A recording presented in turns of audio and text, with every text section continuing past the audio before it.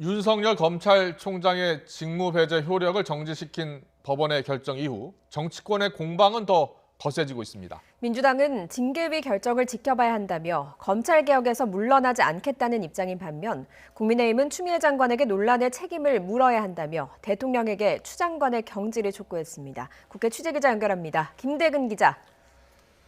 네, 국회입니다. 법원의 결정 이후 민주당과 국민의힘 분위기가 확실히 바뀐 것 같다고요? 네, 윤석열 검찰총장의 자진 사퇴를 압박해온 더불어민주당은 오늘은 윤 총장에 대한 직접적인 언급 없이 검찰 개혁에 초점을 맞췄습니다. 또 어제 법원 결정에 대해서는 윤 총장이 징계위에 회부된 사안의 옳고 그름과는 무관하다는 입장입니다. 그런 만큼 재판부 사찰 의혹 등 윤 총장의 감찰 결과에 대한 징계위원회 결정을 지켜보겠다고 말했습니다. 특히 윤 총장 감찰과 징계위 회부 과정에서 나온 검찰 내부의 반발 움직임을 볼 때 검찰개혁의 명분이 강화됐다는 입장인데요. 이낙연 대표는 오늘 아침 회의에서 검찰개혁은 포기하거나 타협할 수 없는 절체절명의 과제라고 밝혔습니다. 이를 위해 공수처 출범 등 검찰개혁을 결연한 의지로 계속하겠다며 국민 여러분도 대의에 함께해달라고 강조했습니다. 들어보겠습니다. 문제의 원점은 검찰개혁입니다. 검찰개혁은 포기할 수도 타협할 수도 없는 절체절명의 과제입니다. 우리는 결연한 의지로 검찰개혁을 계속하겠습니다.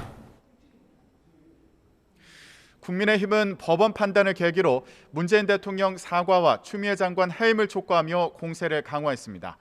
어제 법원의 판단이 나오자마자 기자간담회를 연 주호영 원내대표는 사태가 이런 지경에 이르기까지 손 놓고 있었던 문재인 대통령과 정세균 국무총리는 사과하라고 요구했는데요. 특히 문 대통령은 추 장관을 경질하라며 상황에 따라 추 장관 탄핵소추안 제출 가능성까지 거론했습니다.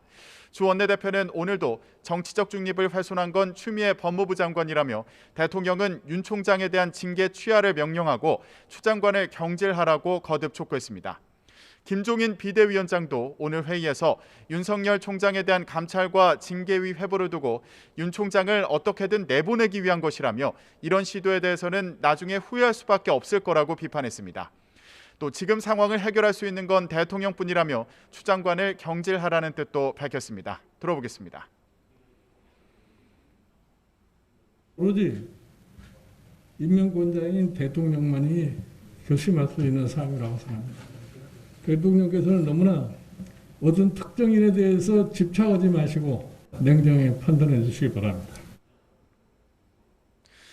민주당 내부에서도 추미애 장관이 논란을 키웠다며 책임론을 제기하는 목소리도 일부 있지만 지도부는 한때 거론된 추 장관과 윤 총장 동반 사퇴 언급도 이제는 무의미하다며 공수처 출범 등 검찰개혁을 위한 추 장관의 역할을 지원하겠다는 입장입니다.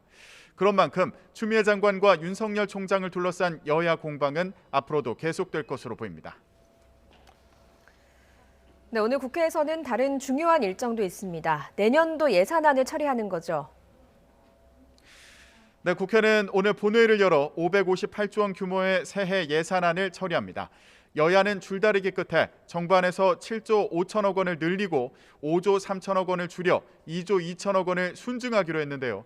민주당은 국채 발행을, 국민의힘은 한국판 뉴딜 예산의 삭감을 주장하며 맞섰는데 최종적으로 국채를 2조 원 정도 발행하는 데 합의했습니다. 이에 따라 예산안에는 3차 재난지원금 3조 원과 코로나19 백신 예산 9천억 원이 반영됐습니다. 특히 코로나19 지원금의 경우 민주당은 설 전에 지급할 수 있도록 추진한다는 방침입니다. 본회의는 기재부의 실무 작업이 마무리되는 대로 오늘 저녁 열릴 예정인데요. 법정 시한 안에 예산안이 처리되는 건 국회 선진화법 시행 첫 해인 지난 2014년 이후 6년 만에 처음입니다. 지금까지 국회에서 YTN 김대근입니다.